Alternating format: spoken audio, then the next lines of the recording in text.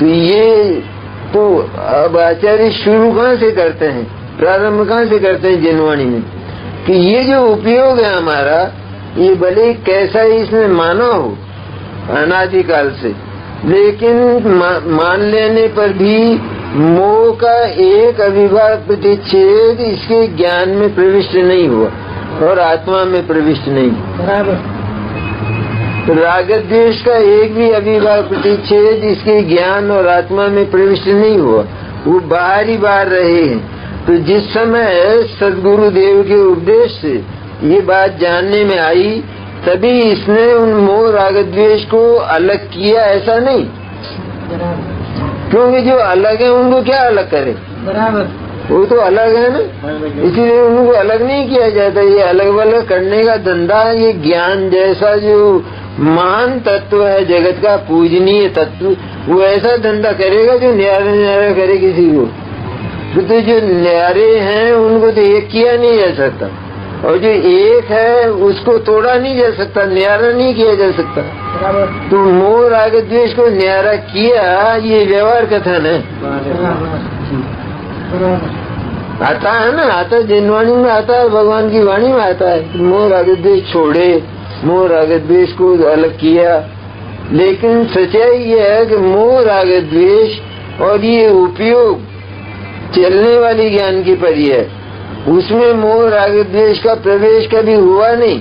वो सचमुच स्वच्छ ही रही है हमेशा से, लेकिन निर्मल नहीं हुई, क्योंकि मिथ्या ज्ञान है ना।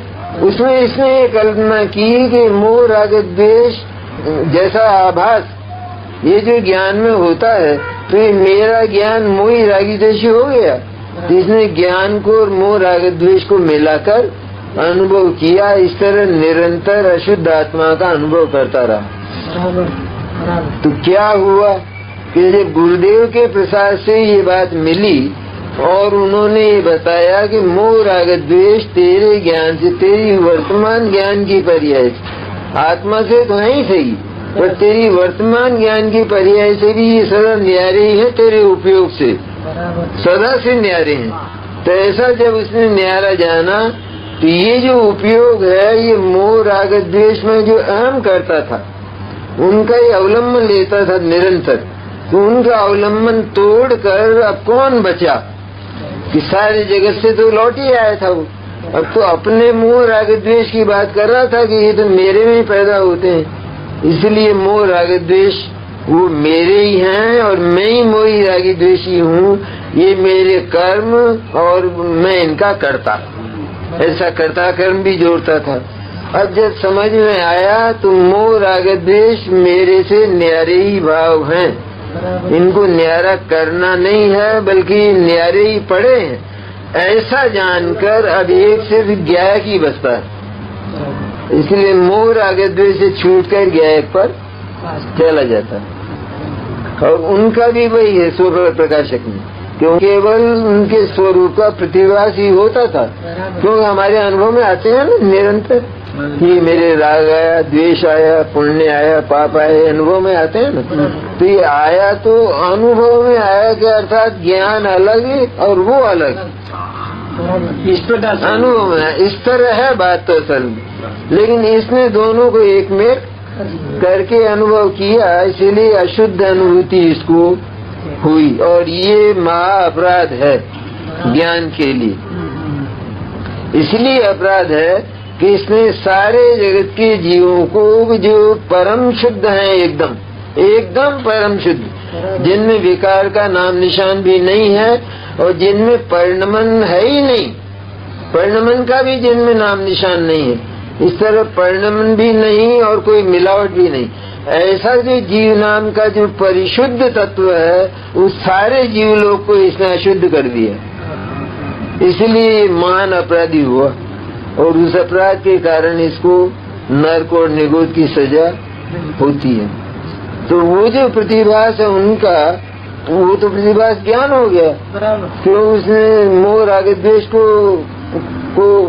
नहीं बल्कि उनके प्रतिभासों को, अपने द्वारा बनाए गए जो ज्ञान के प्रतिभास हैं उनको जाना, और उनको जानकर कि इनमें क्या, ये मोह राग द्वेष है ही नहीं, ये तो ज्ञान ही है। और ज्ञान ही है अर्थात ये तो मैं ही हूँ, ज्ञायक ही हूँ, इस तरह जानकर छलांग मारकर ज्ञायक पर चला जाता है और आत्मदर्शन हो जाता है। बस ये उसका एक छोटा सा तरीका है, एक छोटा सा तरीका है। बात तो अपनी स्वपर प्रकाशक की है, पर ये प्रयोग पद्धति है, बहुत ये प्रयोग पद्धति है। तो ये चूका कहाँ किस जगह चूका है, ये यहाँ चूका है। ये आत्मा को सदैव अशुद्ध ही अनुभव करता है, क्योंकि ये देखो हो रहे हैं ना मेरे को मोह राग द्वेष, ये मेरे को ही तो हो रहे हैं, पर ये मेरे को हो रहे हैं, इसमें भी संधि है। मैं और मोह राग द्वेष, मेरे और मोह राग द्वेष, इनमें संधि है बीच में। संधि इसलिए वो न्यारे हैं। तो न्यारा जानना सिर्फ, न्यारा करना नहीं। ये करने का धंधा ज्ञान कभी करता नहीं। वो उसने उनको ग्रहण किया हो तो उनको छोड़ेगा, और उसने मोह राग द्वेष को ग्रहण ही नहीं किया तो ये छोड़ेगा कहाँ से। इसलिए छोड़ने और ग्रहण करने का काम, त्याग करने का काम आत्मा नहीं करता। त्याग का तो नाम लिया जाता है खाली, वही त्याग करे तो ज्ञान आनंद और सुख का करे, क्योंकि उसके भीतर वही है, मोह राग द्वेष तो है नहीं। तो आत्मा को अगर त्यागी कहा जाए तो आत्मा अजीब हो जाएगा, क्योंकि वो क्या छोड़ेगा। उसके बाद मोह राग द्वेष तो छूटे ही हुए, वो तो न्यारे के न्यारे ही। अब कहते हैं उसने छोड़ा तो फिर उसके बाद जो होगा वही छोड़ा उसने, जो अचेतन और जड़ हो जाएगा। इसलिए प्रयोग पद्धति का संक्षेप ये है कि उसमें मोह राग द्वेष का प्रतिभास मैंने ठीक वैसा का वैसा जानना, वैसा का वैसा जानना, जैसा मोह राग द्वेष का स्वरूप है कि ये ममत्व करता है, ऐसा का ऐसा जानना। ये जाना तो ये ज्ञान ही है, और इसमें मोह राग द्वेष न होने के कारण इस ज्ञान में कोई विशेषता नहीं है। विशेषता तब हो कि जब मोह राग द्वेष ज्ञान में मिल जाए, तब तो विशेषता हो जाए। लेकिन विशेषता इसलिए नहीं कि जिधर से देखता हूँ ज्ञान मिलता है, मोह राग द्वेष कहीं भी नहीं मिलते। तो इसलिए मोह राग द्वेष से न्यारा मैं सदा ही चिदानंद चैतन्य ज्ञायक हूँ, ऐसा जानकर एकदम छलांग मारकर ज्ञायक पर चला जाता है। क्योंकि ज्ञायक को पहले इसने गुरुदेव से सुनकर उस पर विचार किया, और ये इस निर्णय पर पहुँचा कि इससे समृद्धिशाली तत्व जगत में दूसरा नहीं है, कि दूसरा तत्व नहीं है जगत में समृद्धिशाली। तो ऐसी उसकी समृद्धियों पर मुग्ध हुआ, और वो तब मुग्ध हुआ कि जगत की जो समृद्धियां हैं ये तो बिल्कुल क्षण भंगुर है, ये तो मैंने अपनी आंखों देखी है। इसलिए कोई ऐसी चीज मिलना चाहिए कि जिसका कभी व्यय न हो, कभी जिसका नाश न हो। तो वो जब गुरुदेव से सुना तो गुरुदेव ने बताया कि इसका कभी नाश होता नहीं, इस समृद्धि का भोग तो निरंतर करे। मैं भोजन करे, और भोजन उतना का उतना, भोजन में थोड़ा भी कम न हो। तो निरंतर भगवान सिद्ध वो भोजन करते हैं उस ज्ञान और आनंद का, और वो भोजन उतना का उतना, वो बीता ही नहीं।